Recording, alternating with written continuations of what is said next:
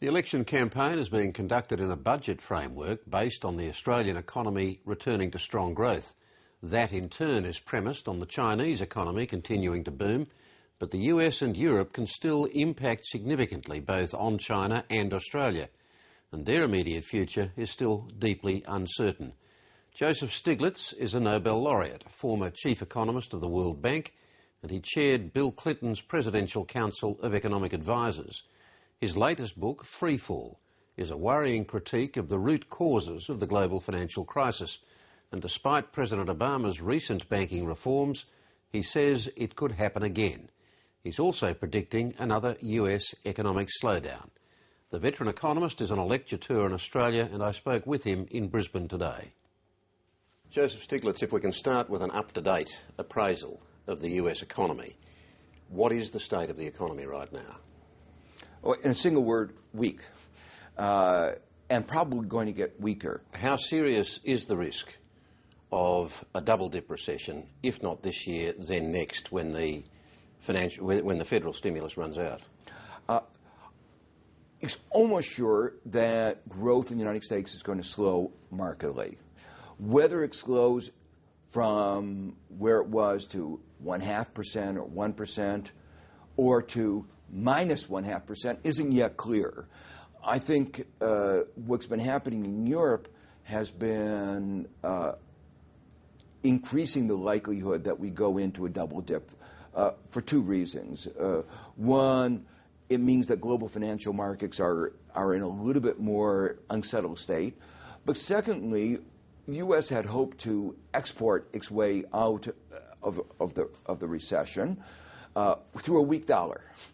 We had a weak dollar policy. We didn't call it that, but that's really what was going on.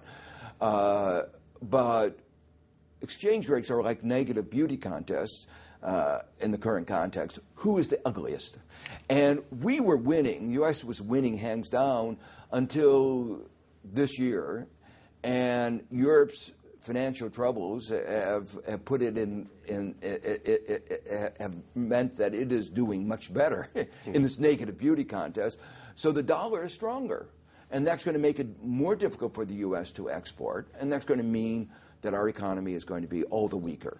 Now, going back to last year, you were one of a handful of economists, literally a handful, I think there were 5 of you, called into the White House by President Obama in April last year to give your advice over dinner on what more needed to be done.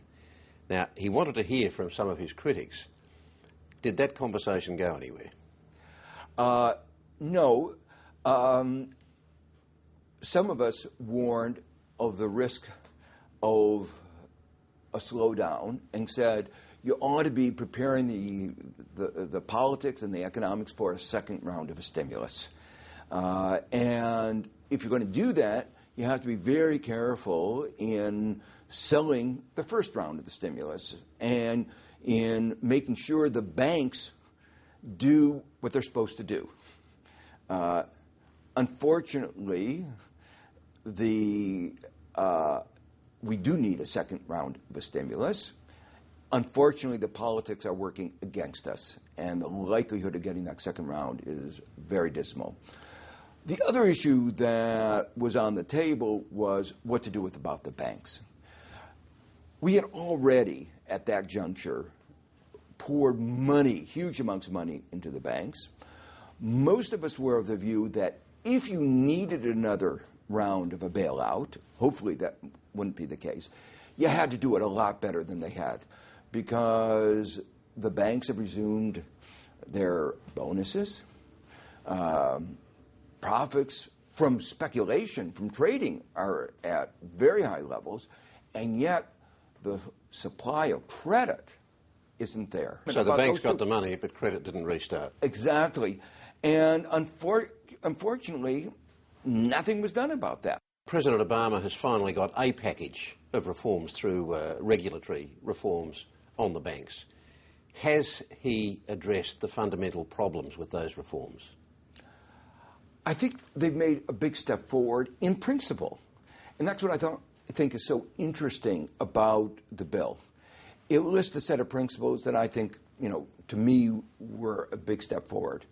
But on almost every one of the principles, the banks came in with their political power and gutted or at least eviscerated the provision. Let me just give you an example. We said important for there to be transparency in financial markets, important for there to be transparency in derivatives. Remember, derivatives, the bailout of AIG was $180 billion. That's an amount of money it's hard to fathom.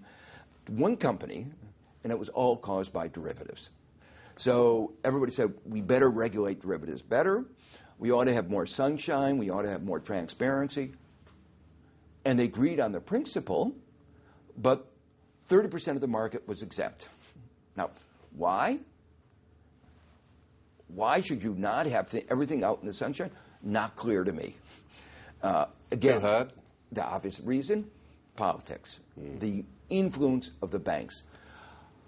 The most disappointing thing where they didn't get the principle right was the too big to fail banks. Well, President Obama said no longer will that be allowed to happen where the banks are too big to fail. Now, is that true? No. I mean, and that statement was, to me, the biggest disappointment, his overselling what had been accomplished. What we did in the bill is to say the government has more powers. But the issue isn't powers. If you're too big to fail, government will bail you out, and it will bail out the shareholders and the bondholders. Can the whole thing happen again?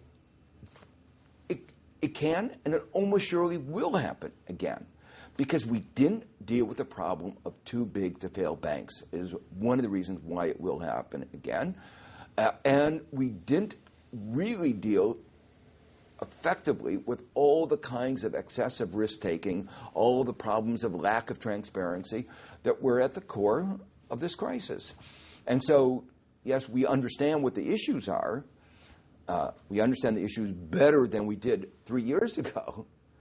But politics intruded. The power of the banks was too great. They're making $20 billion off of derivatives. So rather than lending, they're engaged in all of these kinds of gambling and excessive risk-taking and generating large profits.